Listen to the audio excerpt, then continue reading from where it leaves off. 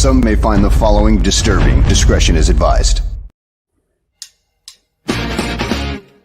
Hey everybody, it's Aldo Gandhi, and I just want to let you know really quickly that our swag shop is reopened. DeepDishTees.com is where you go, and that's tees with T-E-E-S. Clever name, guys. They're the new home of our merchandise. You can get t-shirts, you can get caps, you can get coffee mugs, you can get hoodies, you can get all sorts of good stuff, and you'll help out the bar room with the purchase.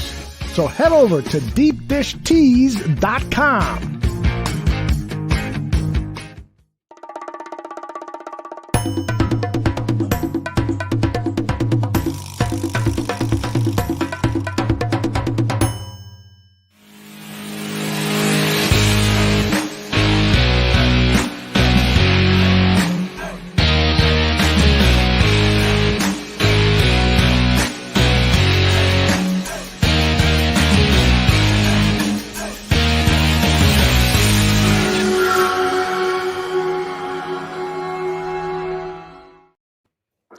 Welcome to another episode of Greg Gabriel Talks Football. Greg, how are you on this Victory Monday?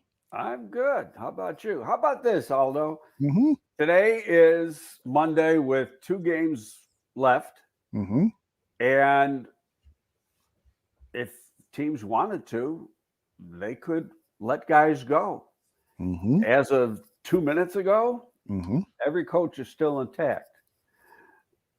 Interesting. Now, there have already been, though, 2 Well, the Raiders and Jacksonville have already let go of their coaches, so they can begin interviews this week. And actually, if by the new rule, you can interview somebody if you've notified the coach Mm-hmm. that he will not return. Mm-hmm. So Matt Nagy, when he was at the podium today, and he answered the question that does he expect to coach the team over the next 2 weeks for the rest of the season, he said that he is assuming yes. He might have been told already that they are going to replace him next season, but he did not divulge that if in fact that did happen. Well, theoretically, yeah, that could be true, but why would he say that? Why would he, just say, I'm under the assumption that I'm going to be coach here for at least the next 2 weeks. Right. And that's what he said. Right. I know. I listened to that part. That's all I listened to. Yeah. And that's fine. He doesn't have to reveal anything else. True. But, does he think, and I see a question there. Do I think George is being stubborn? No, I think they got a plan and they're going to go according to that plan. Like I say, as of right now, no standing coach has been let go from a team. Mm-hmm. I can tell you right now, there's going to be at least 4 done, mm-hmm. maybe 5.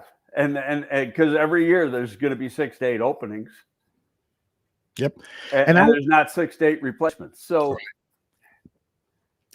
and I contend that with everything that's happening in the country with COVID, that it would be much more disruptive for a team to change the head coach out with 2 games left.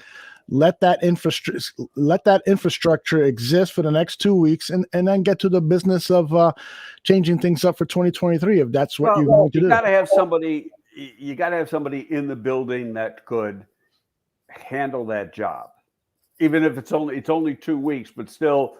Somebody who's got the leadership role or knows how to handle that leadership role. The person, for the one game, they use a special teams coach. I think if they were to make a change this week or next week, it would, they'd go to Mike Pettin. That's just my own personal opinion because Mike's been a head coach. Yeah. And when he doesn't have a role on the field, so to speak, he's up in the box helping Sean Desai with the defense, but really he doesn't have a role on the field. So I think they would go in that direction. But what the hell do I know? Louis Riddick of Monday Night Football and ESPN, he said to ESPN 1000 late last week that Matt Nagy already knows his fate, and that none of this is going to be a surprise when he's officially told he's no longer the coach. You agree with that? Well, I know Louis and Matt are friends. They work together. I worked with Louis and Matt for 1 year in Philly in 2012. I think Louis worked with Matt probably about 4 years. Mm-hmm. So could he have already been told a week ago? Mm-hmm. Yeah. I mean, that's possible. But, and I'll tell you one of the interesting things. So it would have to leak out. Mm-hmm.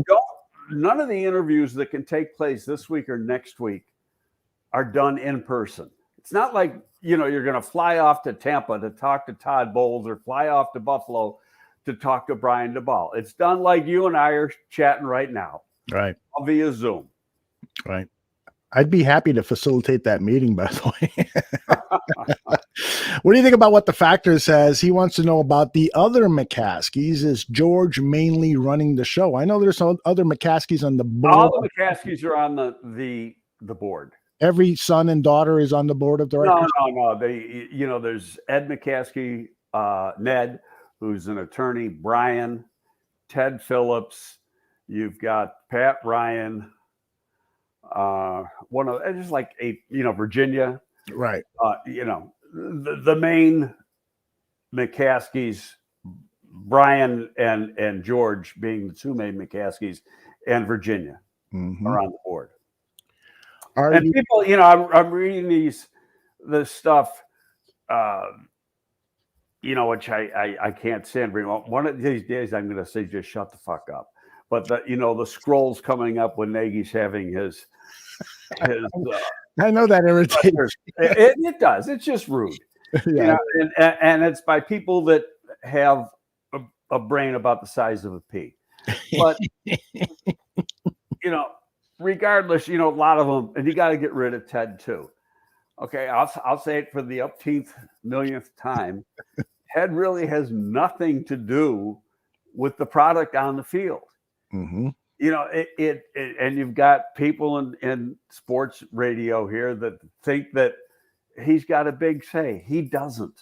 Mm-hmm. My office is right across the hall from Ted's. I know what Ted does. And Ted's main job, and we discussed this, I think, last week, that, well, I'm not necessarily for a, quote, football czar, because then that's just a fancy name for the GM. Mm-hmm. And I think you said it was Adam Hogue that was writing this, that he there's talk that he may step away from some of that day-to-day stuff.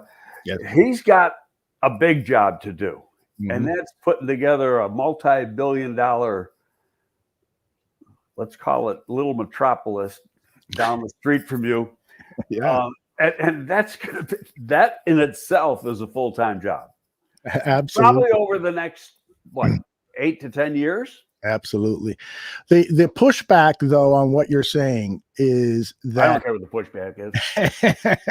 is that he's part of that two-headed team that makes decisions on the general manager. They're the ones that interview the next GM. And so indirectly, they have a say on what's on the football field because they're hiring the decision makers. Well, they didn't really have the say on. They had to go along with Ernie Accorsi's say on the Ryan Pace's hire. Mm-hmm. But they could have told Ernie, keep looking. They could have said that. Yeah, but if they're paying Ernie hundreds of thousands of dollars to come up with the best candidate, don't you think they'd go with the candidate that he said, this is number one? It would be stupid not to. I mean, I'm going to pay the plumber, and then I'm going to tell the plumber, step aside. Let me do it. Yeah, I could tell the plumber what to do. I can. My house would be flooded in about 3 seconds. Same here. Oh, why don't you do this? Totally agree. But it does. I mean, maybe you can blame them for hiring Ernie Okosi. I mean, Ernie has had success. Yeah, but Ernie had a good reputation doing that. But hey, it is what Ryan Pace has done some good things. And I'll tell you the one thing, and I'm not pro or con to Ryan Pace. Okay. Mm-hmm. I've met the guy a few times. He's really a good person. I like him. We got along fine. He was very helpful. Other than that, I mean, I couldn't say he's a friend. Mm-hmm. That whole rebuild of Halas Hall, so to speak, mm-hmm. that's all his. Yeah, and he did a magnificent job by all accounts. I haven't been inside, but Mm-hmm. I know Ballard was telling me, he goes, and this is when, before it hit the media, Ballard already knew about it. And he said, wait till you see what they're going to do to Halas Hall. Because, we all spent so much time there. Mm-hmm. And that was all Pace doing that. Yeah. And I like the idea how they wrapped it around, the practice field, so to speak. Yeah, so everybody in front of the forest mm-hmm. over there. It used to be, going a little bit off topic here. Mm-hmm. You could go out early in the morning. If you got there early in the morning or at dusk, all of a sudden coming out of those trees where that new building is, mm-hmm. the trees are behind, there'd be 30, 40, 50 deer. Wow. Walking around the practice fields. Gorgeous. Every day. That's nice. That's a great environment to build a great football team. Unfortunately, there's other parts of that are not working right now. Now, I'm not going to mention his name, but one coach, though, decided, well, this is easy hunting. So that's great. He and his kid decided to hide in the forest and go hunting, and they got caught because that's a posted area.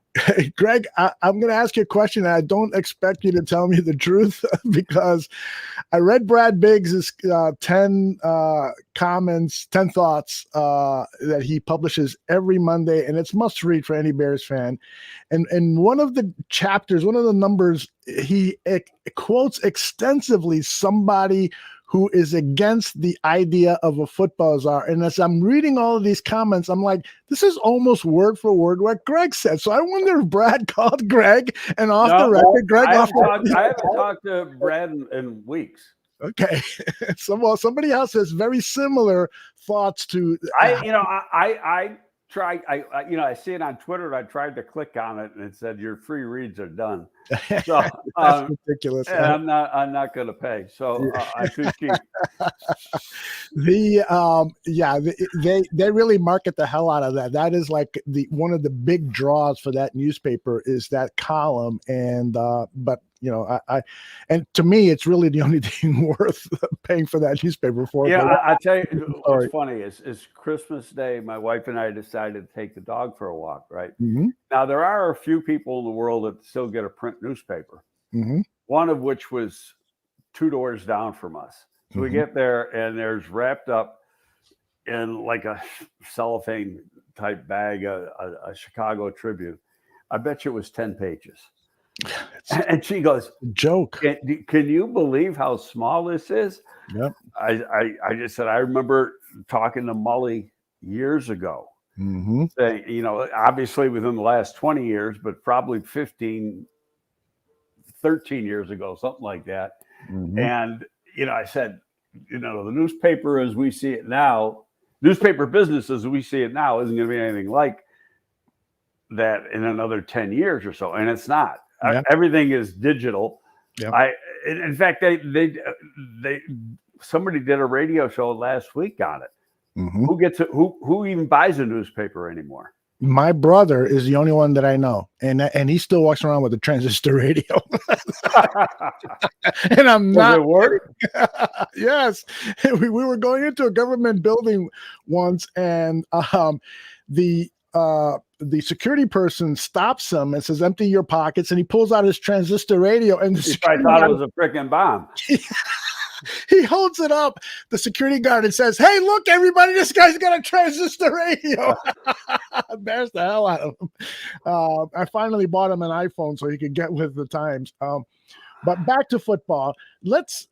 A lot of questions in the chat room, and I've been saving some of them, so we'll get to those momentarily. But I want to just rewind a little bit to yesterday's game and talk about, you mentioned already, the effort was incredible. When I saw Darnell Mooney gain another 15 yards after the catch, when I saw David Montgomery with his yards after contact, when I saw just the fight of this team, Don't forget to mention Komet. Thank you. Cole Komet too. It's a long list. Robert Quinn continuing to fight into the fourth quarter to get that important sack. There was just a play after play after play of these guys fighting. And so whenever and I've done it, I've wondered, have these guys quit because they did something terribly on the field? The answer is no, they haven't quit. Jalen Johnson said half the room has quit. I didn't see half. No, I think, it might have been a slip of the tongue by Jalen or whatever. I don't know Jalen from a hole in the wall, but I just don't see it. Yeah, me neither. And there's some, you go back to last week, and Akeem Hicks couldn't play this week because he's got COVID. That poor guy gets hit with something every other week. But did you see that guy's 33 years old now or something like that? Mm-hmm. See the enthusiasm he was playing. Yes, they lost, but the enthusiasm he was playing with, it was like he was a 22-year-old rookie. Mm-hmm. Yeah. And but he is a leader in that locker room, just like Olin was a leader. And when you have strong leadership, veteran leadership in a locker room, you don't lose players unless those guys don't want the current people there. But these games, every game's on tape, every play's on tape. So they're if you got any pride yourself as a football player, you're going to go all out, because somebody's watching that tape. You're going to be, in free agency or something, or be on the waiver wire, and they're going to do it judged on what they saw on that tape. And you know what? I'm going to look at the tape after the season's done. And, at those types of games, let's see what kind of effort this guy has. It's the same thing with the college draft. If I want to see the effort from a guy who plays on a really poor team. Yeah. Is he still in game 10, game 11, playing his ass off, even though that team's getting beat every week? And then you got a football player. Right. Robert Quinn said it in the post-game press conference that he had. He said every player should know, that their performance today, it could answer the question, yes, the question being, are you going to be back here next season? Because if you've quit on this team, there's no way you're going to be back. So, right. That's greatly put. And as a fan of the Chicago Bears, I'm just really grateful and proud that the team continues to fight. That is, all we can ask at this point. We know where the issues are. We know that we've got a developing quarterback. We know blah, blah, blah, all the problems. Now, speaking of one of those problems, did Ryan Pace make a mistake in signing Andy Dalton to that $10 million deal? Shouldn't it have been Nick Foles and Justin Fields? It's a good question. And, you're just backtracking. And, when you look at what the body of work that Andy Dalton put up last year for Dallas when he had to play when Dak went down, versus the body of work that Foles put up last year here, you got a real simple answer. Okay, but Andy Dalton couldn't go yesterday, and Foles did go, and Foles came through. He played good. Now the one thing, and I don't know, part of it was the weather or the wind or what, but he doesn't have a whole lot of zip in that arm anymore. Yeah. And he used, I was in Philly with Foles when he was a rookie, and that son of a gun had an arm to him. And you compare his arm to Justin Fields. Oh my God, it's like me throwing against Justin Fields. Yeah, I can't throw. Greg, at the Family Fest scrimmage that they had at Soldier Field before the season started, I noted that very same thing about Foles' arm strength. It looked so much less than Dalton and Fields. It was quite amazing, and perhaps that's one of the reasons why the Bears brought in Andy Dalton, is they saw his arm strength isn't the same. I don't know. Yeah, but he's not that old, so why? The question I have is why? And is he not doing what needs to be done to keep his arm strength up? Hell, Tom Brady's getting ready to collect Social Security, and that sucker can still swing it. That's right. He does have a good arm. I saw some throws yesterday. He's got a better arm today at 44 years old than he had as a rookie. That's a lock. You go back and look at the tape. Well, do you think it's steroids? No, but you learn how to. Everybody talks about his picture at the East West and at the Combine, and it looked like the next time he goes into the weight room will be the first time he ever went to the weight room. Yeah. And that was the world's. And I was there. The East West game was in San Francisco, and when I tell you people were laughing. Really? They were actually laughing when he got up, and it's like, oh Jesus, what's this guy been doing the last 4 years of his life?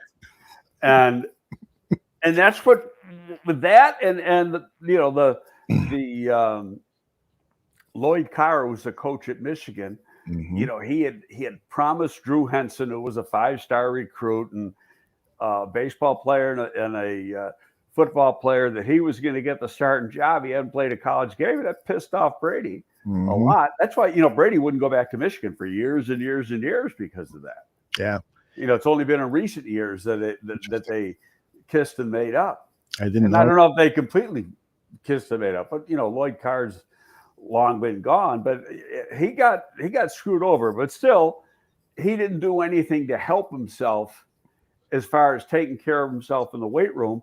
And a lot of times back then, teams didn't require it for quarterbacks. Now look at a guy like Justin Fields and some of these other guys. They're put together now. And they didn't come out of the womb looking like that. Yeah. That they had to do a little bit of work. They worked hard. And there's different exercises that they can do to help increase the arm strength. Perfect example is Drew Brees. Did not have a very strong arm. And I guess he just said, I guess they tried to talk him out of retirement last week or the week before. And, he's said he's lost his arm because he hasn't worked on it. And I believe it, because I was at Purdue, his final year at Purdue, and he couldn't complete it was on a windy day. So that's why I was glad I was there. He couldn't complete a 15-yard out. He was short on every one. A couple more questions regarding what we saw yesterday. I guess one of the disappointing things for me is that some of the young players, some of the future nucleus of this team weren't available or weren't on the field when we staged this dramatic comeback to win in Seattle, which is a tough place to win, even if you're playing against a bad Seahawks team, which they were. No, it's one of the harder places in the league to play.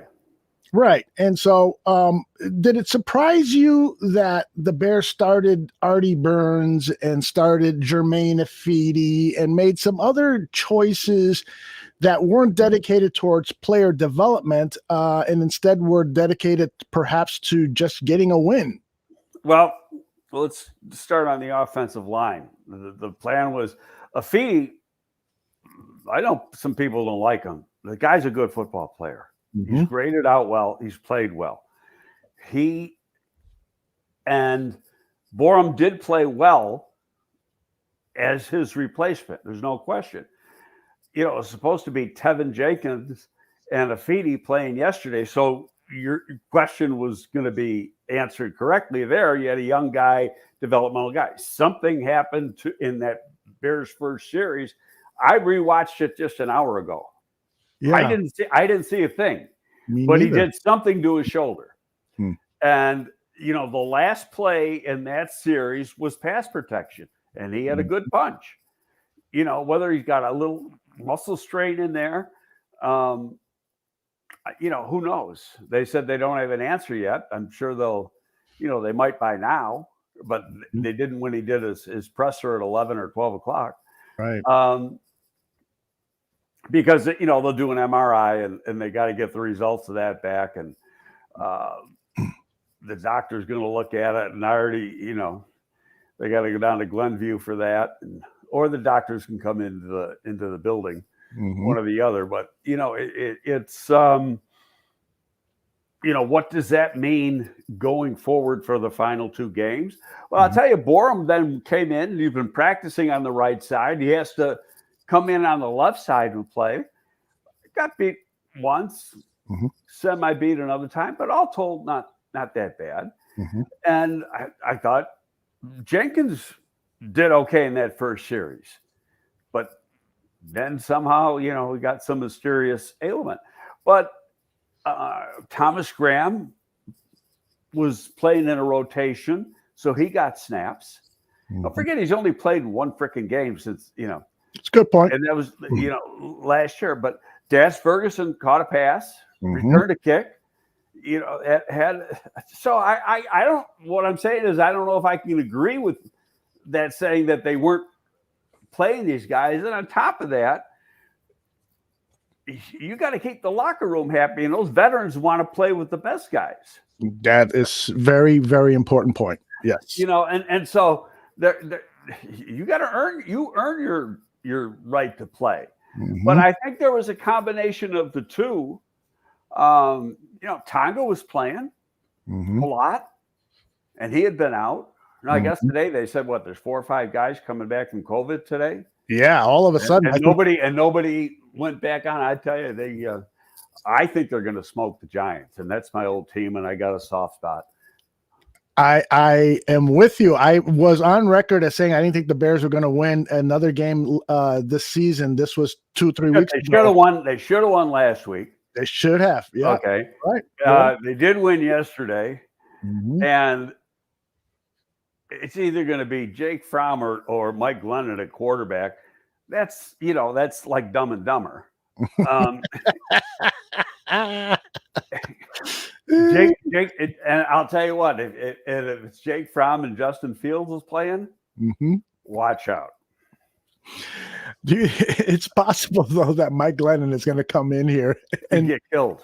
Well, also that he might have that revenge game as we've seen. My ass! I couldn't get. Let me tell you something. You and I can line up on the defensive line, and we could get pressures and sacks. I love it because he can't move. Yeah, he's awful. He really is. Well, and that's a different story. I think it was, Brad Biggs again noted the quarterbacks that Ryan Pace has invested millions of dollars into, like $52 million over the last 6 seasons on guys who were going to come in here to be the starter, temporary starter, and Chase Daniel. So that's a lot of money wasted on veteran quarterbacks. But I want to talk about that in depth on a future show. No, but I'm going to say this, because I was thinking about this yesterday. Okay, next year, Justin Fields, assuming he's healthy, is going to be this starting quarterback, right? Right. Okay, who's going to be your backup? Is he currently on the roster, or are they going to bring in somebody else? They should bring in. I'm going to say he's going to be currently on the roster. Yes. Whether it's Nick Foles or Andy Dalton. Now, Dalton may say, hey, I want a chance to compete. Yes. But Foles, I think, has a little bit of a different mindset. But you take in the fact this guy has gotten very little reps all year. Since preseason, he got reps because he played in the preseason. Since then, he's getting the third team reps. And not all of them. Right.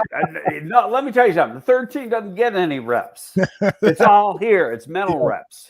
Yes. Okay. Now he could be, early on they were going to have Justin Fields be the scout team quarterback. Well, that's not the case anymore. So Nick Foles could be, and especially with Dalton down with COVID and stuff, that Nick had to be in that role.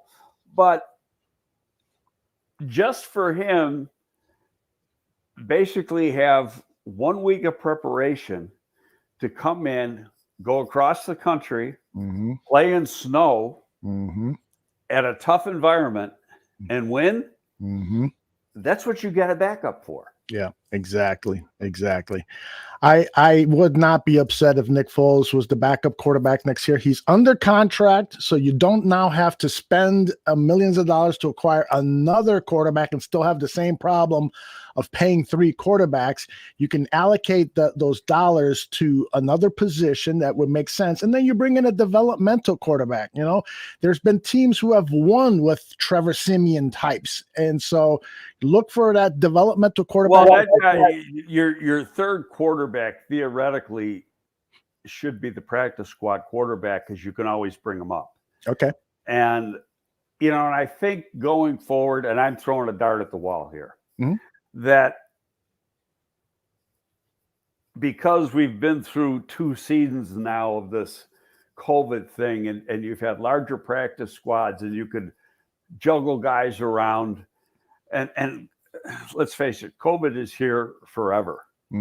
Okay, it's part of life. I think they're going to have a total handle on it, and I think the news media. Okay, here comes my political announcement. I think the news media is making a way too big a deal over this Omicron or whatever the hell it is, because it's really a mild strain. It's not a killer like the original COVID was, and in fact, they basically eradicated it in South Africa, where it started.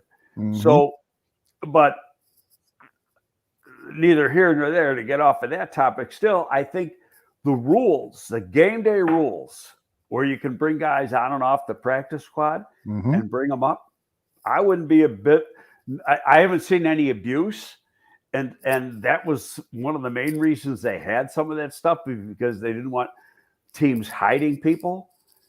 And I think that it's worked pretty well, and so I think it's here to stay. I'm glad. I like it. I mean, that's my own personal opinion. Sure. It's like, the government institutes a new tax. Do they ever take it away? Never. We don't need that, man. Yeah. When I was a kid, they built these bridges and they put tolls on them in Buffalo, right? Yeah. These tolls are going to be here for 15 years to pay for the bridge. Okay. Yeah. Fine. Guess what? It's 60 years later. Those tolls are still there. That's right. And they're not producing any jobs anymore, because those people who were collecting the toll are now out of work, because it's all automated. Everything. So now it's a real cash money maker. Yeah, exactly. And they never get rid of it. So, using that same thought process, there might be some little changes, but I think it's going to be very, very similar to what we've had the last 2 years. Okay, interesting. All right, I want to get to some of these questions I have. There's a new feature here on StreamYard that allows me to bookmark questions, and so this is kind of cool. I can put up a question that was asked 30 minutes ago when we started the show. So I'll start with Aaron, the bearded Bears fan. Aaron Current, my buddy. He says, is John Harbaugh out in Baltimore and Tomlin out in Pittsburgh? Have you heard anything regarding that? I would say no and no. Yeah, it seems hard to believe. I mean, Tomlin has had, first of all, that's not Pittsburgh's way of doing things. Pittsburgh's had, and since I've been in the league, 3 coaches: Chuck Noll, Bill Cowher, and Tomlin. That's right. That's amazing. That's the way they do things. And Kevin Colbert has been the GM. He didn't have the GM title until, say, the last 10, 12, 13 years or something like that, but he was the GM, not necessarily named for the last 20 years anyway, 19 years. And Kevin and I are the same age. Kevin might be a year younger. There's other people in the league that think Kevin may step down for the same reason we were saying with Pete Carroll. You're going to have to get a quarterback. Why go through all that, the BS? And unless he sticks around, to make sure they get the right quarterback via trade or whatever,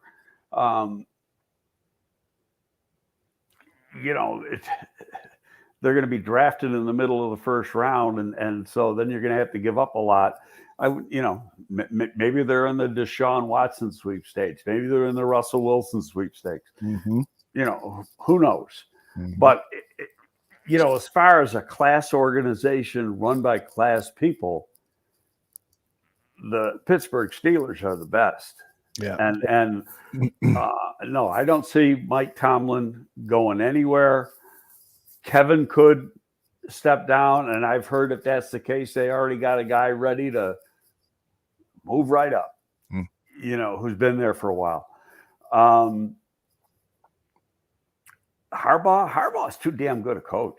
Yeah, I agree. I mean, that would be and they haven't had their quarterback for about half the season. Right. It would be criminal to let any of those two guys go. In my opinion. They've had. Yeah, I mean, they're run by quality people, and fans think short term. And I'm not criticizing fans, but that it's what have you done for me lately? Oh, Harbaugh, he can't coach anymore. We need somebody else. Well, you know what? Until you sit in the building and watch what they do, you don't know. Yep. I agree. I mean, it's like the temperature goes up and down every week. I love this guy. I hate this guy. I love this guy. And they're talking about the same person. Anyway, the Factor has an outstanding question here. He says, Greg, what has this Bears organization done wrong the last 30 years that has made them a bad organization and football team? What can they do differently moving forward to be better? Okay, Mr. Factor, what was wrong with the team from 2001 to 2010? Went to the Super Bowl. That's nothing bad. Four playoff teams, 3 division titles. I got the division title ball sitting right over here. So what did we do wrong there? It's been Jerry was let go after the 2010 season, the day after the 2010 season. And so the last 10 years, it hasn't been that good. But they still got to the playoffs twice. People say, oh, they backed in last year. Hey, do you know how many other teams would have loved to have backed in? They got in the playoffs. You get in the playoffs, you got a chance. So let me offer this as a follow-up, and it's actually from Chris Watts. He says, what's the main difference between how Pittsburgh is run compared to the Bears? They don't make any changes. So, continuity. But you got to bring in the right head coach. You're not advocating that Matt Nagy stick around, right? No, but that has been the secret of the Pittsburgh success is continuity. Gotcha. Yeah. They work through the bad years. They don't make rash decisions. Kevin hasn't had a good draft every year. He hasn't always made, hey, one of his first round picks is playing corner for us. And Artie Burns. He's made mistakes. And Tomlin's had a couple bad seasons. Got a good quarterback, though, or for the most part of his career, he's had a pretty good quarterback in which to work with, and that's part of the answer right there. Now, will Pittsburgh be as strong going forward without having that quarterback? I don't think, Mason Rudolph is the number one backup there. I like Mason Rudolph coming back, but I think Mason Rudolph is a backup. He's not going to get you into the playoffs. Nope. So they got to go out and get somebody else, and that's the hard part. They were able to draft Roethlisberger, Are they going to be able to draft anybody this year Mm-hmm. that can play like he can? Probably not. So then it's the veteran route. Okay, and if you get Russell Wilson, what do you? Okay, you're buying him for what? 5 years, 6 years, Mm-hmm. maybe 7. Yeah, and then you got to do it again. But again, the Pittsburgh thing has been the stability within the franchise. People, it's like when I worked for the Giants. You never got fired. I'd still be working there. I might be in a wheelchair, but I'd still be working. If I hadn't left and taken the job here. that's funny. But I mean, we had a couple guys. Give you a Bears name from way long ago. Ken Cavanaugh. Do you remember that name? Oh yeah, sure. Ken was a scout with us until he was freaking 90 years old. I didn't know that. And he'd drink a bottle of bourbon and smoke cigarettes and chew cigars all day. And Tucker was the healthiest guy on earth. All right, let's move on to our next question here. This is Bare Truth 9. One of the things I like in Ryan Pace is I have confidence and he will get the deal done on players he really wants. So he seems good in negotiating. That is a quality about Ryan Pace that a lot of people should respect. If he's targeted somebody in the draft or perhaps even free agent. He doesn't do that. Let's clear up something. Please. He's not doing the negotiating. Okay. The cap guy is. Okay. So he says, I want this player. Can we work it out money-wise? Yeah. And there's now you talk to agents, and there's some agents that get along fine. And Cliff Stein was the cap guy when I was there, and he's the corporate counsel now. Mm-hmm. And you won't find a person in the league that'll ever say a bad thing about Cliff Stein. Mm-hmm. And when he was negotiating contracts, Cliff was tough, but very, very fair. Mm-hmm. And every agent really respected him. Now, the guy they got now, from what I'm told, he can be a little brash, and there's some agents that just don't care for him. Mm-hmm. But he's, they've got some deals done. I know that Ryan Pace seems to have, and I'm throwing, I use the term throwing a dart at the walls because I'm not, you're not there. Mm-hmm. But he seems to run the cap, in the Mickey Loomis school of cap play, and you're doing a lot of credit card spending on that. You're renegotiating and trying to create money now, and it does come back to bite you in the ass. Yes, it does. And they're going to have 25 more million right off the bat. Mm-hmm. You're going to get or 20 or 25 million right off the bat. You're not going to have A-Rob, so that's another 18 million.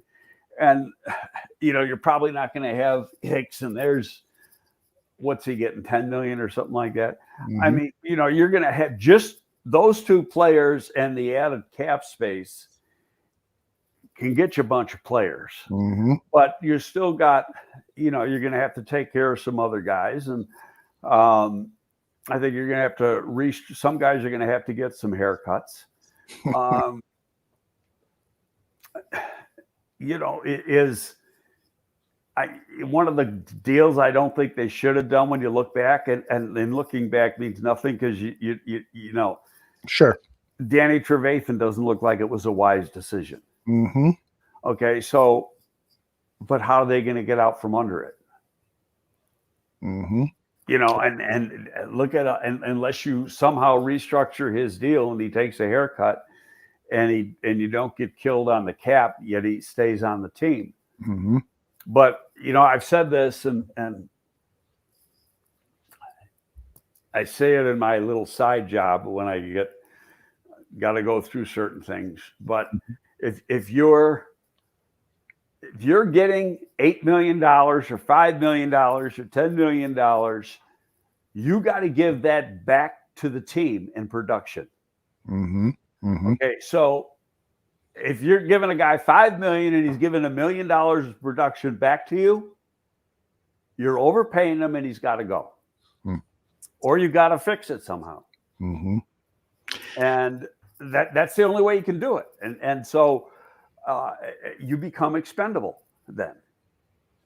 What do you think about what H777 says here? It says Angelo was much better. Jerry Angelo, the former Bears general manager, was much better with contracts. I know some people hate Jerry Angelo, but I don't like Pace's spending habits. They had two different philosophies in terms of how to manage. Well, we didn't have as much money. We didn't have as much money to work with as they had. Mhm. I mean, the cap goes up every year.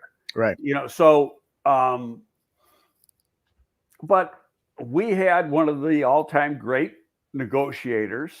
Oh, what was his name? Cliff Stein. Cliff Stein. Yes. And Cliff is still there. Okay. And Cliff got deals done. Mm-hmm. And I remember there's Devin Hester. Eugene Parker had him. Mm-hmm. May he rest in peace. And Eugene drove a tough bargain, but we got the deal done. Mm-hmm. And it was a fair deal for everybody involved. Mm-hmm. But you keep working at it. I'll tell you, going into my storytelling again, but when I worked for the Giants and the teams had more control over things than they have now because there was no free agency when I started there. Mm-hmm. None whatsoever. And then the agent was the enemy, Mm-hmm. at least to the Giants. Mm-hmm. And so, you treated them almost as such, and when I came here and I had worked with Jerry in New York for 3 or 4 years, and then he went to Tampa.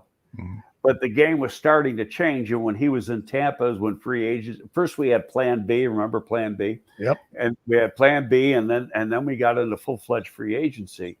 But you had to change your attitude or philosophy towards the agent world. Mm-hmm. And they can't be your adversary. They have to be your partner. Mm-hmm. And if you can develop good relationships with a bunch of the key guys, then that's going to pay off, especially when you want to get a contract done, you want a player. There's a few agents that we dealt with. They always did us a favor. Mm-hmm. When we needed it. Always. And some of these guys are considered, tough agents or whatever, because again, it's the way you treat them. They in order to have success in this league, you have to have a good relationship with the agents. Yeah, absolutely. That is a given. And when I tell you, I spent a good part of my week, I won't say day, but I'll say week, just calling agents and talking to them. Mm-hmm. I'm not lying. And let me tell you, Christmas, it paid off. I got a boatload full of stuff now. Nice. Now, I missed that part. Yeah, sort of like a payola, maybe. They were IMG at the time. Now they're CAA. They might have been, they might have been CAA for this, but Tom Condon and Fuzzy Kramer, and Fuzzy's retired. Mm-hmm. They sent me a personalized bottle of Maker's Mark. You ever had Maker's Mark bourbon? I got an empty bottle right here. Well, you know how they got yeah, okay, but you know how they've got like the candle wax at the top? Yeah, right. Okay, well, put up the bottle there. So it had a special color of the candle wax, yep. And then on the label itself, mm-hmm. specially made for Greg Gabriel Chicago Bears. Wow. What? Hey, honey. She messed up this Christmas. All right, let's get to some of these other questions. Our resident Detroit Lions fan, Don Burr, says, ask Greg his thoughts on John Dorsey and Dom Capers, even though they're in Detroit's front office. I think he's wondering, do you think these guys are guys that the Chicago Bears might be interested in? I've known John forever. Mm-hmm. Knew him when he was a player, coming out of the University of Connecticut. He was a linebacker. Mm-hmm. Went to Japan with John.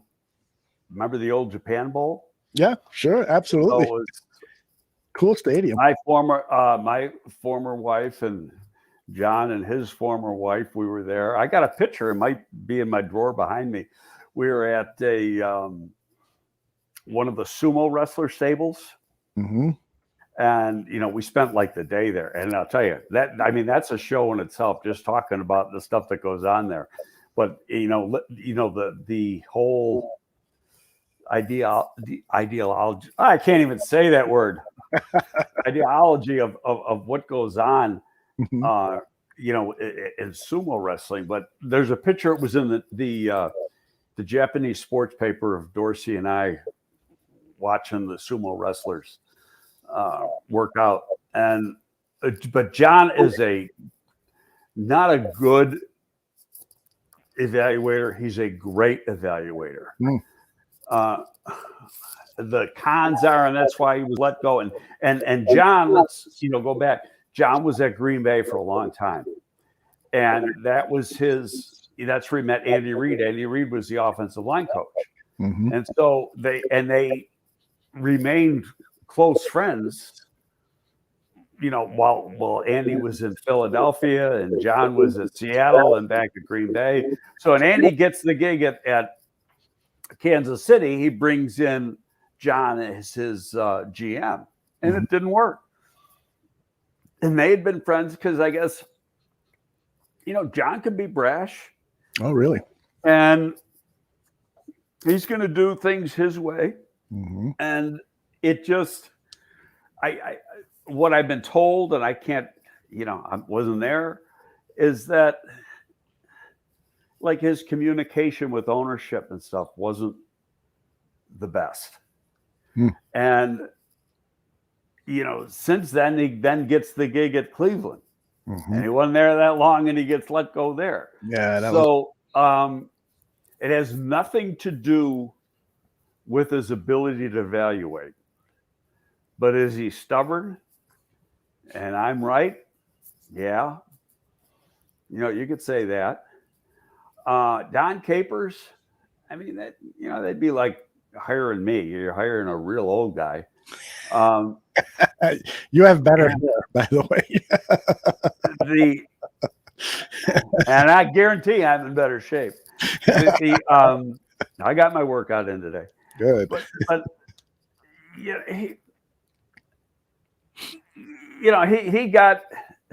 they got rid of Capers. Mike McCarthy got rid of Capers up in Green Bay. Then, the Pettin was the DC, and now they got another guy. What's Capers doing in Detroit anyways? He's not the DC, is he? I don't think so. I can't hear you, Aldo. I lost you. I think he's just an advisor to the team. Okay. Advisor to the coaching staff? Yeah. Okay. And that's what Dorsey was originally hired for. I don't, I think he's full-time though. I don't think he's a consultant. Mm-hmm. And he knew some of the people involved, and he probably knew Spielman because Spielman's there now. And Chris Spielman, not Rick. Rick's in Minnesota. Mm-hmm. I like John a lot. He's a good guy, but is he the best guy for this job? Probably not. Don corrected me. Capers is there to help Aaron Glenn as the defensive coordinator. Okay, well, that's like Mike Pettin. Mm-hmm. Same thing. By the way, you got a vote for Bears president from Jamal Lewis. Thank you, Jamal, for that. We'll get back to our questions here. Okay, well, I got one vote. I'm good. You got to start with one. You got a second one for me, by the way. Okay.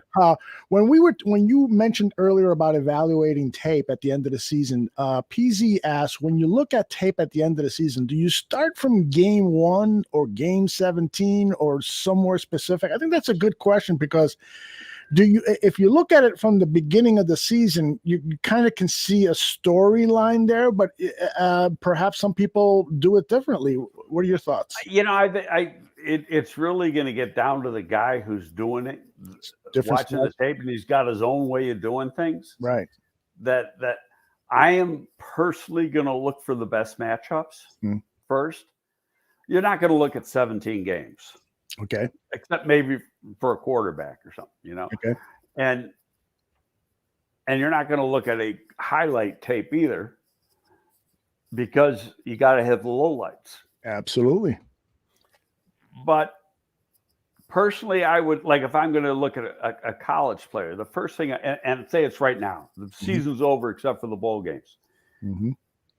I want to look for the best matchups first. Who did he play against? Say if it's a lineman, offensive lineman or defensive lineman. Who were the best people he went against? And I'm going to look at those games first. Then I want to see a game where they got their asses kicked to see how he played in a game like that. Right. Yeah, I mean, I think Mustafa is a perfect example of that. He's had some average, maybe a little bit better average game against a couple of top flight interior defensive linemen, and then he's had below average games against guys who are, to me anyway, no names. I mean, yesterday he had a kind of a tough game against Seattle. I saw him being pushed back into Foles in the pocket a number of times, but he's a guy, are you in agreement with a lot of fans that the Bears need a new center next season? Well, I mean, Mustafa can start in the league, but is he a quality starter? So far, no, yeah. Okay, and I've given this some thought, thinking, okay, how are they going to have this line? Is it going to be, Borum and Tevin Jenkins are going to be the tackles? Well, one of the things you might do is put Daniels back at center where he's drafted to be. Now, a lot of this is going to be, okay, who's the offensive line coach and who's the head coach and everything else, and how they want to work it, and what's your blocking scheme going to be. But let's assume that they move Daniels back to center. Right. Okay. And then, so now you got an opening at right guard. Okay. Who are you going to put there? Well, you could bring back a Fetty, keep him at right tackle, and you can put Borum at right guard. And, there's a lot of guards in this league that were tackles when they were drafted. Yep. You want to get your best five guys out there, theoretically your best five, but, there's only a few people that can play the center. And Daniels directs traffic anyway. If you watch him during the game, he's doing a lot of stuff that the center does. You see him stand up a lot and point things out. That's what the center does usually. So he's already got that role. So, why not? And you look at his body. I mean, you ever see his ass? It's this freaking big. The size of an SUV. Yeah, I saw a thing. They usually list him at around 312, and I saw a thing just recently. No, he's 330. Yeah, his ass 312. I personally, because of the big mammoths that you got sometimes playing on the nose or at the one technique, I want a big guy that can stay low and get some movement with those big guys. And, somebody who's power, and your power comes from your lower body. Okay. It's not, don't tell me, you can bench press 30 reps. So what? If he doesn't have strong hips, he doesn't have any power. Right. A strong butt. And that guy, Jerry Reese would call him, he's a seat smasher. He's he's got that big butt and there's a lot of power in there. Yeah. So, and he played center most of his career at Iowa. So that's what I do. Now, who's going to be your right guard and your right? You could put Bars there, but is Bars a starter, or is he a good backup that can do a lot of things. Yeah, I like Bars at that as that versatile guy who can put in anywhere. He gives you a couple of good quarters, at least. All right, let's move on to our next question here. The Factor asks, do you believe that Matt Nagy has helped develop Justin Fields this season? And I keep going back to a lot of people leave John DeFilippo outside the equation of developing Justin Fields. DeFilippo is the quarterback coach, and there's been a lot of speculation that, it would be perhaps not real smart if you are getting a head coach next season, that DeFilippo should probably stay and continue the development of Fields. Your thoughts, please. Well, yeah, I'm throwing a dart at the wall here. Mm-hmm. Again, not knowing. You got 3 quarterback gurus in that building: the head coach, the OC, and the quarterback coach. And so, maybe they all. But is there too much going into a guy's ear? It's a great point. Okay, and I don't have the answer. I'm just saying that there's Flip's got a good resume. I've never worked with Flip, so I can't tell you what I've seen, but I know people regard him highly. So would he be a candidate to stay? Well, that's gonna, who's the coach going to be? Mm-hmm. And what's the relationship with that coach? Mm-hmm. And I'll tell you who I wouldn't mind seeing as an offensive coordinator if they bring in a new coach. Mm-hmm. And then that coach has to, let's say Todd Bowles or something like that. Okay. I'll tell you a name I'd want an offensive coordinator right off the bat. Mm-hmm. Is Pep Hamilton. Somebody who you've known for years, right? Yeah, worked with him twice. And first of all, who was the quarterback coach with the LA Chargers last year when Herbert was setting rookie records? Mm-hmm. I think it was some guy named Pep Hamilton. Mm-hmm. Okay, then he goes to Houston this year because that staff got fired out in LA. And he's not going to have one of the best quarterbacks in the game in Deshaun Watson. And that's one of the reasons he went there, mm-hmm. Because the shit hit the fan, after he took the job. Mm-hmm. So he's had to play musical chairs. Right now, he's got that rookie from Stanford playing pretty damn good football. Yeah. Okay, so yeah. And I know Pep's offense. Mm-hmm. He's been an OC in the league. He's been an OC in college. He's been a quarterback coach in the league for several teams, and he was a head coach in the XFL. Mm-hmm. He's highly respected, and now how about this? He stepped down from his job as OC at Michigan mm-hmm. to become an XFL head coach, and part of it was, he was Andrew Luck's coach at Stanford, and then he was Andrew Luck's coach with the Colts at the beginning. He was the offensive coordinator and the quarterback coach at the first 4 years of Andrew's career. Mm-hmm. So he had a very, very good relationship with Andrew's dad, Oliver Luck, who was the commissioner of the XFL, and it was Oliver who came to Pep to, be a head coach. And because of that relationship, Pep left Michigan. And looking back, was it a wise move? Maybe not, but he wanted to be that head coach, and he's got plenty of money. That it's not like you were making millions working in the XFL, because you weren't. But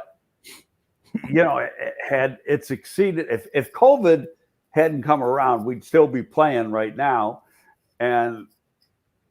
or getting we'd be getting ready for our third season right now, mm-hmm. and he'd still be the head coach, and that's what he wanted. He went to school in DC, and our franchise is in DC, so he had a lot of connections there. Cool. Yeah, so but that's a guy. It wouldn't take me too long to pick up the phone and being that he's a quarterback coach. Now they wouldn't have to let him go, mm-hmm. because theoretically, even though you're a coordinator, it's not necessarily an upward move. Mm-hmm. They might have changed the designation just in the last couple of years, but it used to be, if you were going to get interviewed for a coordinator's job, the team did not have to let you go. Right. But, Pep's a minority candidate. He's got a great resume. Yeah. I'd hire him in a second and a half.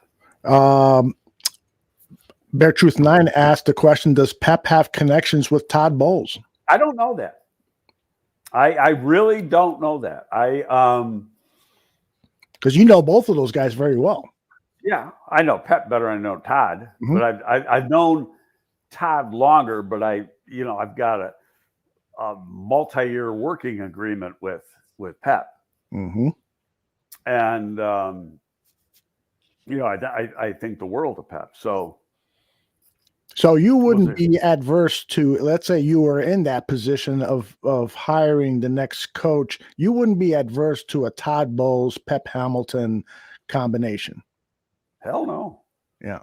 And Aaron, the Bearded Bears fan, says, that sounds great, Greg. What head coach would bring Pep Hamilton over? You think there's somebody who would automatically... Well, I mean, that's it. It's a lot of it's relationship. Mm-hmm. I know of one name because I'm close with Todd's agent. I know of one name that's on his list for the OC. Mm-hmm. And to be honest, I sent him a text yesterday. I said, Tony, we haven't discussed this, but this is the name you should be looking at, because I just wasn't thinking about it the last time we talked, and that was Pep. Mm-hmm. Okay. So, but I know another name that it's an intriguing name, mm-hmm. and I don't know who the other people are. Okay. So I mean, I don't know who the names are. Not that I don't know them. I might know them. I just don't know who the names are. Okay. All right. Other questions we have here. J Rock wants to know, is Greg Roman ready to be a head coach? They scored a lot of points without Lamar Jackson. It's a interesting question. And let's go back about 9 years. He was the hot name. Yeah. He was at San Francisco under Harbaugh, mm-hmm. and he had Colin Kaepernick at quarterback, and that was the name, and didn't get a job. Why he didn't get a job, I have no idea. But then he goes to Buffalo, he didn't do too well. He goes someplace else, didn't do too well. And now he's at Baltimore, and he's doing well. Well, what's part of that? Got a pretty good quarterback.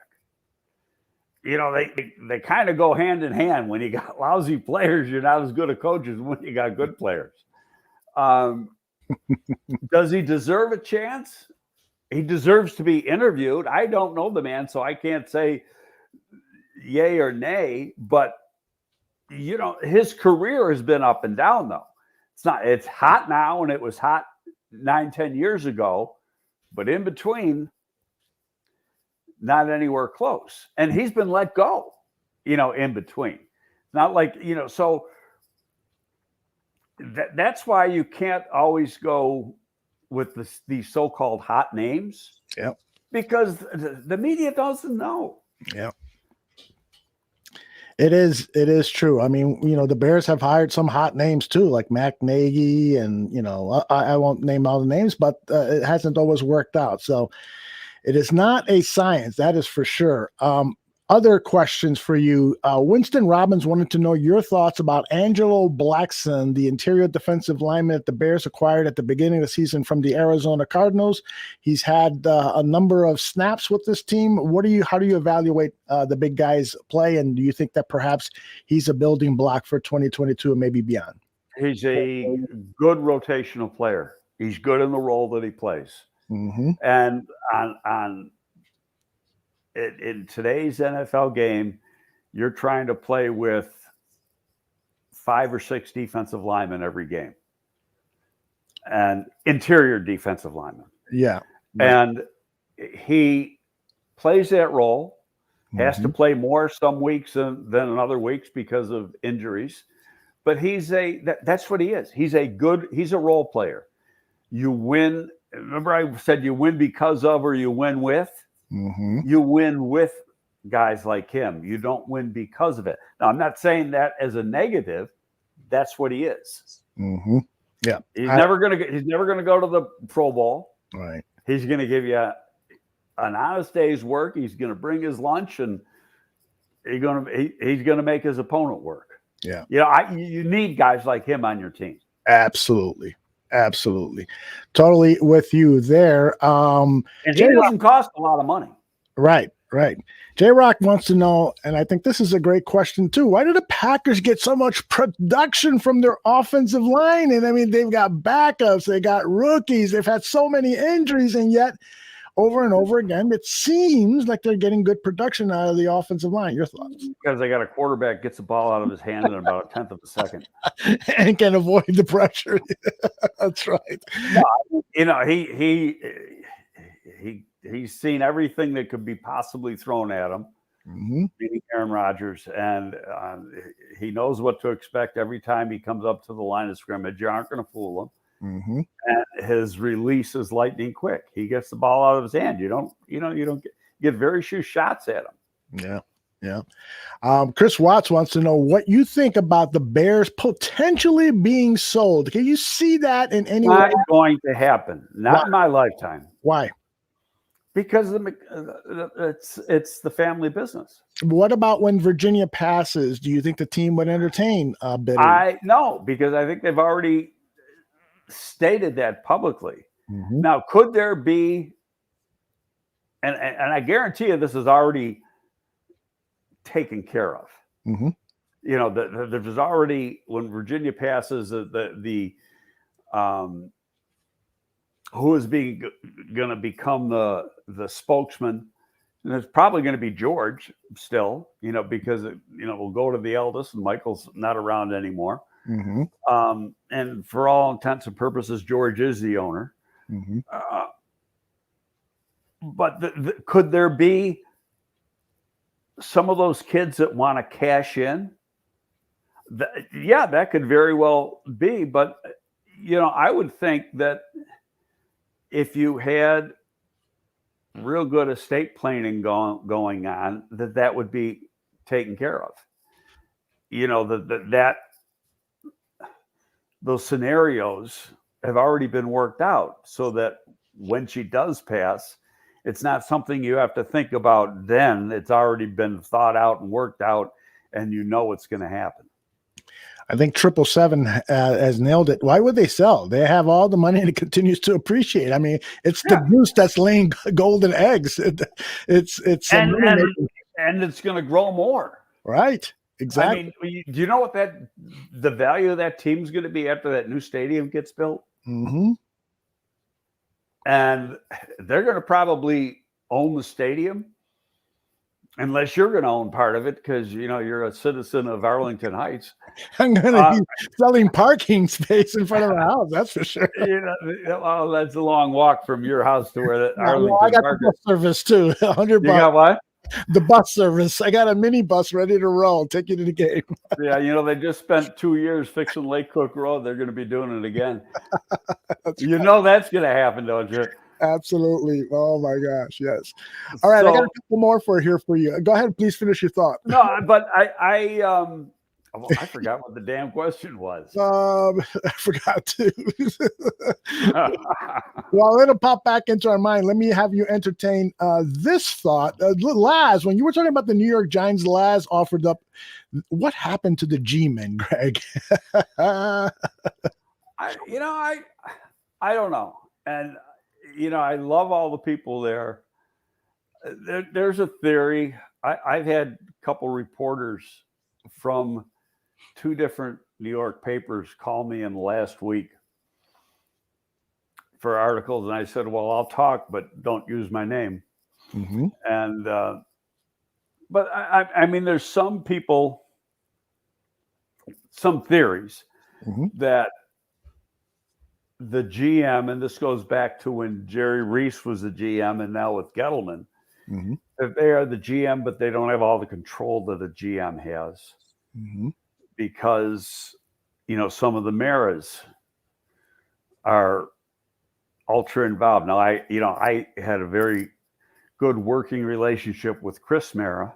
Mm-hmm. And, Chris was a scout when I was a scout. He did, there was no, Chris would say, hey, I know I'm a member of the Lucky Sperm Country Club. Good And I appreciate it. But he said, but at the same time, he started scouting as soon as he got done with college. Mm-hmm. And has been scouting ever since. And he is a very, very good evaluator. But when you're in that role of, so is he qualified to be the GM? Absolutely. Okay. Probably be a real good one. But do you want somebody with the name Mara being the GM? No. Because right now, as an owner and his brother gets all the BS for being the owner when they're all pretty much equal part owners. Interesting. Okay. Which would be the same thing with the McCaskies. Like the voting rights, I might have to give my voting rights to you, mm-hmm. but you and I both are, say, 10% partners. You follow what I'm saying? Absolutely. So that's how these things work with these families. And both the McCaskey families and the Mara families are prolific Irish Catholic families that mm-hmm. got a lot of kids. So there is a name. He's a Mara, but his last name isn't Mara. Okay. And he is the director of player personnel right now. And he was at Notre Dame for a long time. Charlie Rice brought him to Notre Dame. He's been back in the family business now for 4 or 5 years. He's the director of player personnel. Mm-hmm. His name is Tim McDonald. Okay. Okay. Well, Tim's a Mara because his mother's a Mara. And that's why he doesn't have Gotcha. a Mara last name. Right. So, but it's the same thing. Mm-hmm. I mean, he's part of the family, but he doesn't have that last name. Do you want him in that role? And what people are struggling with in the New York area now is they say, well, they always elevate from within. Well, they've had success elevating from within.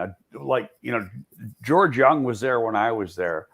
Then Ernie Accorsi was brought in knowing that George was only going to work a few more years. Mm-hmm.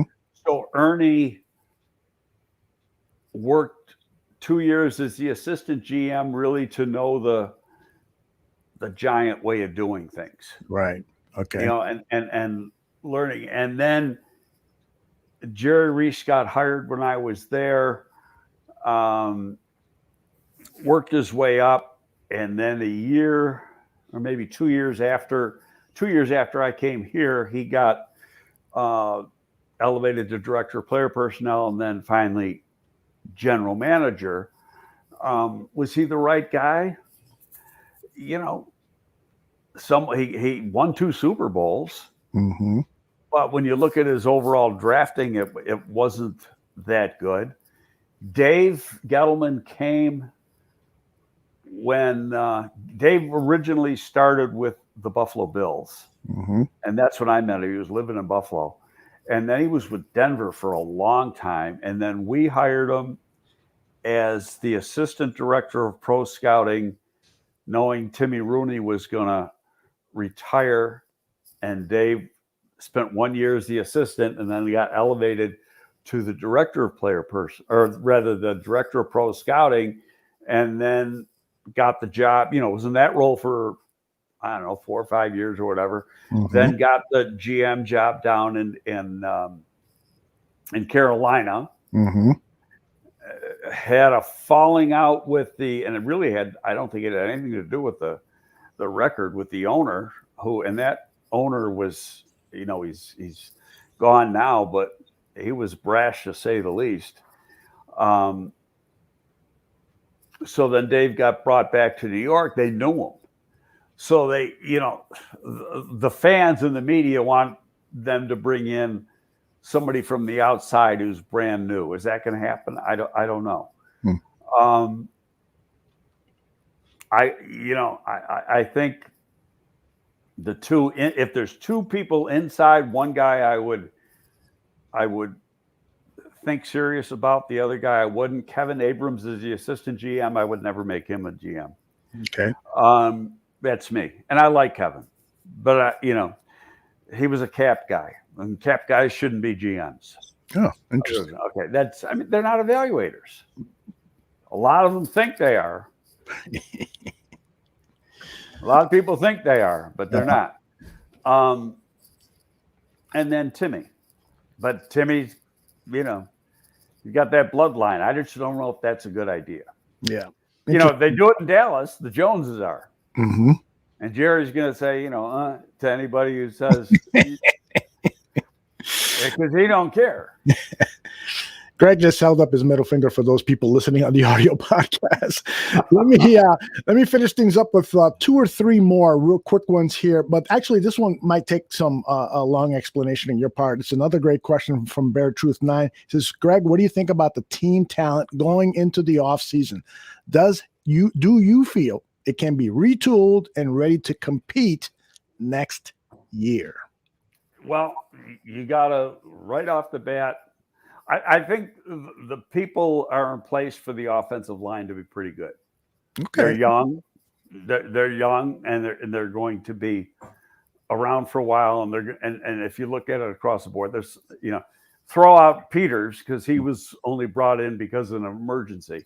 Right. But you got a lot of young guys there who are still in their 20s who were, got a lot of good football ahead of them, and I think they're pretty good players. Tight end position, I think, is in real good hands. There are a few good receivers. You've got to replace A-Rod. And who's that going to be? Who knows? You can get a really good receiver in the second round. Mm-hmm. And he can become, in time, a number one receiver. Mm-hmm. But you need a number one receiver today. Right. Okay, so that means you're going to have to spend some money in free agency. Mm-hmm. And, I just can't see that deal getting done with A-Rob here under present circumstances. Now, if you got different people in the front office, maybe that changes. Mm-hmm. Do you think that the Bears, Brad Biggs talked about this in his Q&A column last week about potentially trading Robert Quinn to alleviate some cap issues and potentially bring in a second, third rounder kind of thing? Well, I don't think you can. He's, how old is Robert?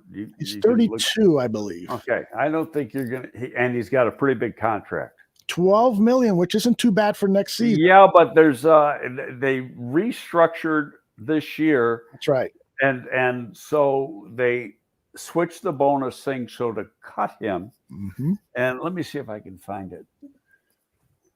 Bear with me. You can talk for a while. Absolutely. I'll let people know that we're going to be back here at the Barroom Network talking more football tomorrow evening at 6 p.m. Central. It'll be the Bear Debate with John Buffone and Tyler Ellis. We might have some surprises for you as well. We're working on that. And then at 8 p.m. Central, it's the Dan and Aldo Bear Their Soul show. I got to tell you that Dan Aguirre, he was ready to turn in his chips. He was so upset and miserable. I mean, the guy was practically depressed with the Bears' performance, but that victory really lifted his soul and his hopes that maybe these Bears can accomplish something next season. And so he's back in the fold as a Bears fan. Okay. You trade him or cut him next year, you're going to have a $12.5 million cap hit. And why do that, right? Why do that? Yeah. Yeah. And dead money, $23.9 million. And this is post, no, you're not going to do that. And I was having a Twitter discussion with somebody last week or the week before about that same thing, because he said he'd get rid of Quinn. I go, why? He's got 17 sacks. It doesn't make sense to get rid of him. I don't, if you can bring back Mack and Quinn next season, that is the foundation to have a more than respectable defense. And you got Gibson to play in a rotation. Exactly. So that to me doesn't make sense. So to answer Bear Truth 9's question, do you think that this roster can be retooled? Do you think that the Bears can be competitive next season with some retooling? Yeah, number one, Justin is going to be in a second year, and it's not all going to be new to him. Mm-hmm. Okay, now what's the offense going to be, etc. Who's the coach, the coaching staff? We don't know the answer to that. Maybe it's going to be the same people. Maybe it's going to be new people. Everybody seems to think it's going to be new people, but until it actually is, we don't know. They've got to get, as I said, at least one more receiver, maybe two. And they only have 2 under contract for next season, if I recall correctly. Yeah, so, a lot of these guys got 1-year deals, but right. and they're cheap. Right. But you're going to get, unless you somehow find a way to re-sign A-Rob and off his numbers this year, why would you? Yeah. And I don't think he's lost anything. I think it's just what has gone on. Yeah. But still, that's $18 million it's costing you. I'm going to say that you're going to get a quality receiver at what you paid him originally. And so then you're going to have him for 4 years or something. Right. And at pretty good value. Okay, you got to get a couple DBs. You got to get another corner. You got to get a safety. So, I would think right off the bat, you got to get 2. You got to replace Akeem. So that's a defensive lineman. 2, 3, 5 players. So no chance of Akeem coming back. Oh, I'm not going to say that. It's got to come back at the right price. Right. He'll have. You got to go back. Go back to what I said a little while ago. And that is, okay, if you're getting X amount of dollars, you got to give that back. Right. Right? Okay. So let me see if I still got the Bears thing up here. Because he's making over $12 million this season. I want to say easily. Yeah, well, and he's out of contract. Right. So I don't have his numbers not shown on here for some reason. I'll get it. But anyway, you got to get. If you're giving him $10 or $12 million, you got to give him $10 or $12 million back. Well, how many games has he missed? Right. He's making $12 million this season, and you're absolutely right. Now, I got a question for you regarding contract structure. If you do an incentive-based deal, let's say, hey, Akeem, we're going to give you $6 million, your base salary. It's totally guaranteed, and now you will get, I don't know, $500,000, whatever, for each start, $250,000, whatever it is. Right. Well, how does that factor into the cap? Your base salary is factored into the cap. The other stuff is considered unlikely to be earned until it is earned. But once they are earned, you get hit with it. Okay. So it could potentially push you over the cap at a certain part of the season, and you've got to make player changes in order to get back under the cap. Well, you're gonna know that. You're gonna assume. Let's say you're giving them $200,000 a game times 17 games, so that's $3.4 million, right? Right. You got to figure that he's going to play 14 games. Yeah. So you got to have that figured into your negotiation or figured into your salary cap proposal or whatever, and if it comes out that he misses half the season and you only spend $1.7 million or whatever, then that's extra money to you. Now, the one thing about the cap, if you got leftover cap money at the end of the season, it gets carried over. Yes. But the Bears don't have a whole lot. Right.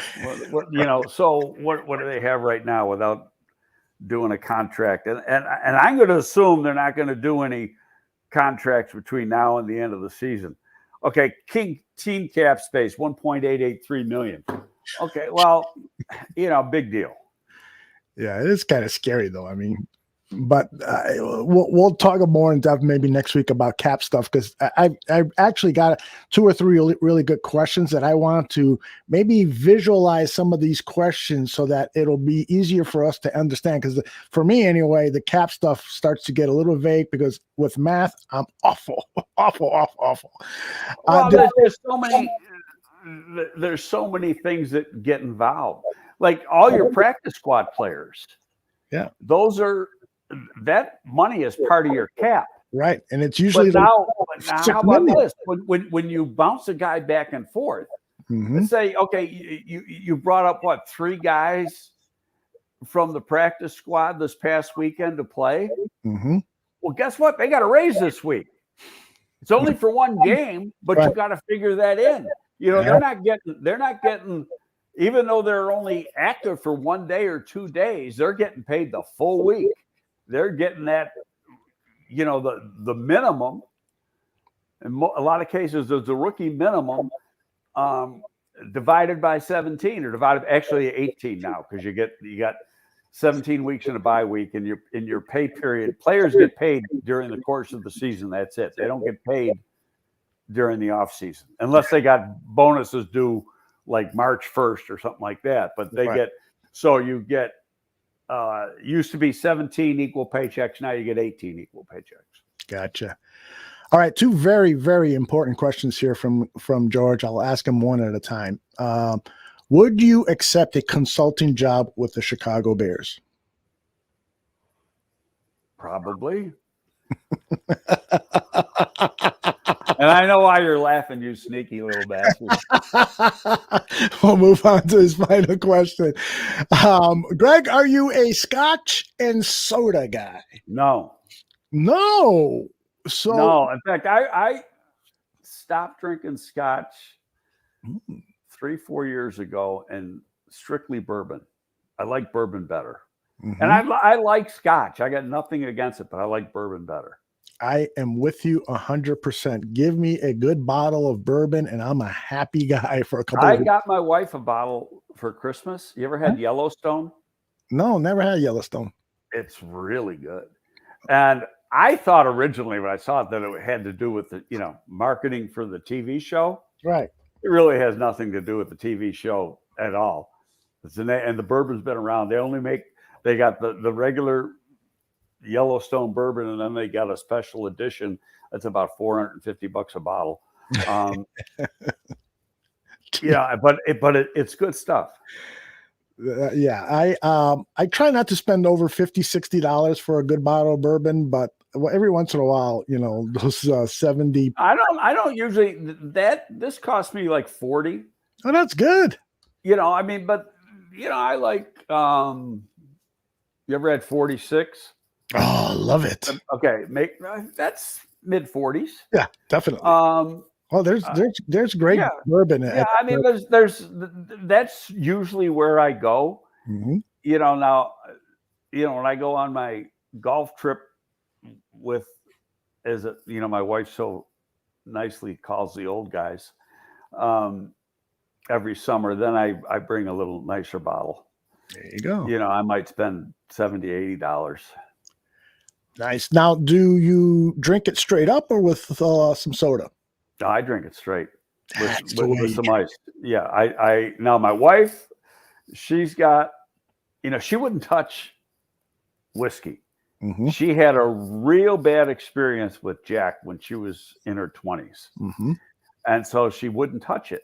So then I made her, I'm going to say 4 years ago, a Kentucky Mule. I've heard of it, but I don't really know what's in there. Well, it's the same thing as a Moscow Mule, except it's with bourbon instead of vodka. Okay. So you got bourbon, simple syrup, lime juice, and it's really tasty. And so, she's been drinking those. And then my old neighbor used to live down the street. Now he lives out in Vegas. Mhm. They were here, I don't know, a month or so ago. He had a drink. He said, let's try this one. Mhm. You take the bourbon, 2 shots of bourbon to 1 shot of pure maple syrup, and then about a half a shot of lemon juice or a half a lemon squeezed, and shake it up for 30 seconds. Mhm. It's a little too sweet for me. My wife likes it. She Mhm. loves it. So now for the last month, that's all she's been drinking. Oh, but cool. but that's a good drink, good bourbon drink to have. But like I say, I'll drink it 90% of the time. Just pour it over some ice and sip it down. Now, have you ever had bourbon and pot? That's an outstanding combination. See, that sounds like a hard day. Somebody asked me about Buffalo Trace on there. Yeah, I've had Buffalo Trace. Yeah, it's good. It's good stuff. Yeah. Getting off the whiskey subject, Don Burr wants to know if you know Mike Martin, the former Carolina scout. No. All right. Well, so we end on a downer. No, I that's a name that I knew a lot of guys that worked at Carolina. I don't know that guy. And the new GM, Scott Fitterer, I worked with in New York. And so I know Scott real well. Mm-hmm. What do we got? Another one here. Well, Aaron is saying people mix Maker's Mark down in Kentucky where he lives. People mix Maker's Mark with Ale 8. I've never even heard of Ale 8. What is Ale 8? What's Ale 8? It's a Kentucky ginger ale. Oh, ginger beer. That's like, is that like a ginger beer? Because that's part of your Kentucky Mule is the lime juice, the ginger beer, and a little simple syrup. Okay. All right. Well, but my wife has to have diet ginger beer. Okay. Well, I should. What was the name? Aaron, remind me the name of that drink that we had down in Cleveland. I met Aaron and his wife, his gorgeous wife, at a bar, and they were all drinking, and they were drinking some sweet drink, and it had an obscene name. And so after they brought us around, and we were all, wow, this is really tasty. I said, well, I'll buy the next round. What's the name of this thing again? And they told me the name, and I had to go to the bar and say, can you please make me 5 more of those? And now I'm forgetting the name. It's something. It cost you about $120. Yeah, almost. But it had something to do with the word pussy. And the bartender was a woman, and she knew what I was ordering. And so I did not want to laugh at you. Yeah, I did not want to say that in her presence. So she goes, come on, tell me what you want. Tell me. And so I had to say it. And Aaron, I forgot the name of that drink. I haven't had it since. It probably won't now, just because I'm afraid to order it in public. All right, Greg. By the way, your go-to drink on a Sunday afternoon after a Bears win is what? I don't drink during Bears games. After the game, after a Bears win. No, I don't. I think I told you this last year. Mm-hmm. So it'll be, when's the 30th? Thursday night? Yep. Last year on the 30th, mm-hmm. I got totally wasted. Yeah, you did mention that. and like worst drunk of my entire life. Oh no. And I had a physical therapy appointment the next day, so New Year's Eve, and I had to cancel that because I couldn't move. And, I made love to the porcelain bowl 4 times that night. And what an awful experience. But yeah. So and since then, I haven't had that. Like, I have 1 or 2 drinks. Mm-hmm. That's about it. But oftentimes my wife will come home and she'll make a drink, but I won't have one. Really? See, I can't let my wife drink alone. and she lets me. We're going to our next door neighbors later this week, and we never walk out of that house sober. So, Well, call me if you need a ride home. well, that's the good thing. It's next door. Here's the name of that drink that I will. Oh, I see. Okay. Wet pussy shot. Wow. Imagine me. Can I get 5? My wife would slap me if I even said that. Yeah, it is a very, very bizarre name for a drink, especially one that you would order in public. All right, Greg, this has been a tremendous 90 plus minutes of Bears talk and learning about tons of stuff. I mean, I'm seeing in the chat room, I love this kind of talk. This is the kind of football talk that you're not going to get on the radio because everything is in 15 minutes. And so we're able to go in depth here and listen to Greg's stories. It is always a pleasure. What I like about doing this is we ad lib. You can go off in a different direction and then come back. Yep. Get brought back to center and yeah. I mean, I could do this with you for 2-3 hours and it's I might need a break to hit the head, but otherwise, yeah. Well, let's plan on maybe let's talk about 2023 in the near future, or 2022, I should say, in the near future. We'll maybe design a 2-hour or so show and have some fun. But we've got 2 more of these coming after Bears games, and hopefully we got more than 2 because yes, probably be. Something, I in all fairness, and I hate talking about this. I thought something might happen today, but obviously nothing did. Mm-hmm. And so now I don't think anything will happen until the end of the season. I'm totally with you. Now, I had read some things. What are the Bears doing? They're losing out. Well, nobody else got fired either. Mm-hmm. Now, Jacksonville can interview, and I've seen some names. Caldwell. What was the other 2 names? Really? The former Lions coach has been mentioned? Yeah. Just for Jacksonville. Okay, I gotcha. Okay. And Peterson, Caldwell. So 2 guys are out of work, and I don't remember who the third name was. Aaron wants to know if we're going to get a Greg Gabriel college scouting show this offseason. And I know Aaron, he would. I'm not up to date with the draft, but I'm always up to date with the process. Yeah, well, then I'll get up to date, with the draft. It's just that I don't have time with my little side gig. I don't have time. Yeah, for that. Yeah, and we could always highlight just spend an hour talking about 2 or 3 players that you've looked at and heard stories about and so forth, and share that. That's something perhaps we should entertain doing once the draft season arrives. Which I'm going to assume right now. I mean, you're going to have a high second round pick. Absolutely. Okay, so you're going to get a guy. I'm going to tell you right now that's in your first round. Mm-hmm.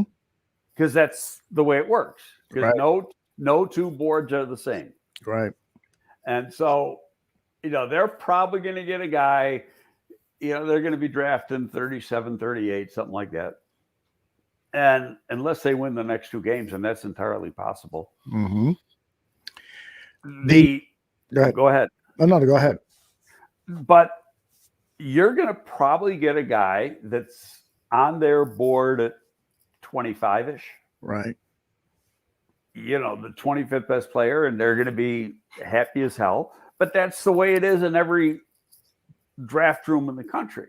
Mm-hmm. And in the 3rd round, they're going to get a guy that they got rated as a 2nd rounder. Mm-hmm. So they're going to be happy. You can get some quality people at the top of the 2nd round. Mm-hmm. And especially, you have the 1st round on Thursday night.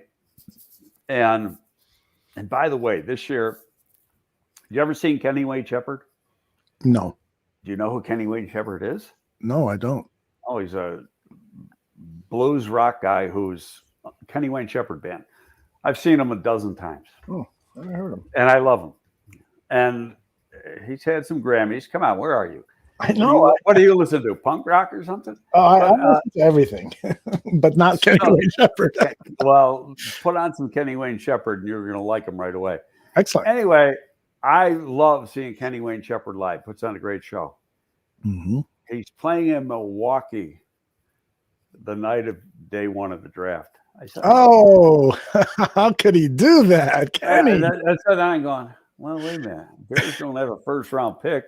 Maybe I'll go anyway. I mean, what the hell? A lot of people in the chat room know Kenny. Yeah, he said, "Great, excellent guitarist." Yeah. So I will definitely put that on my my iTunes queue. Yeah, and then the three major things over the next few months that I'm going to be grilling you on is, once we know what's going to happen at Halas Hall with changes at the top being GM, wherever.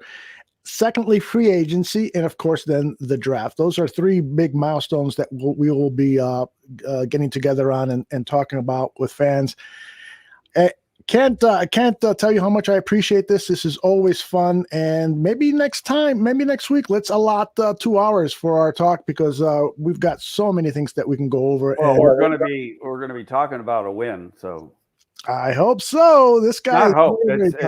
Don't bring in these negative vibes and say hope. Okay. It's a stone cold. They're 6.5 point favorites. I think that's the first time all year. Yeah, how about that? I saw that Brad Biggs put that out immediately, because he gets it from Joe Fortenbaugh right away. Who is Joe? Is he a big name? Everybody seems to know him but me. No, okay. Joe, I used to be with I was a part owner of the National Football Post, mm-hmm. and Joe was too. And Joe was their fantasy football guy and betting guy. Lived out in the West Coast, and now. Then he moved to San Francisco. He had a show in San Francisco, radio show. And I'm going to say he's only been in radio maybe 10 years, but he does a great job. And now he's part of ESPN, but he's in Vegas, and he's one of their gambling experts. Okay. And so he's right on the strip, but real good guy. But Biggsy wrote for the National Football Post. I wrote for the National Football Post. Joe wrote for the National Football Post. That's how Biggsy gets. Gotcha. Gets Joe Fortenbaugh. So he goes, my guy, Joe Fortenbaugh. I don't want to let you go without you answering this question. The Factor says, will Nagy stick with Foles? So here's the scenario I want to present to you. Let's say Justin Fields, who, by the way, Brad Biggs is reporting, was in a walking boot for most of last week. So let's say Justin Fields cannot play Sunday against the Giants, and both Dalton and Foles can play. Who's your starter, Greg? I was thinking to say Foles. Me too. Let him audition for that backup job next season. Yeah, but Justin Fields, I'm going to assume he can play, but if he had a high ankle sprain, he might be done. He might not even be able to play against Minnesota. Mm-hmm. But I want to see him get more snaps. He needs to get more snaps, so I hope he can play. Me too. But I'm going to say Foles backed up by Dalton. I mean, I don't even know who the guy's name was that did the backup yesterday. Ryan Willis. Yeah, well, who's he? Nobody knows. Yeah, I mean, God, can you imagine if he had to play? Jeez. And I'll tell you, they would have gone to the Wildcat the rest of the game, I swear.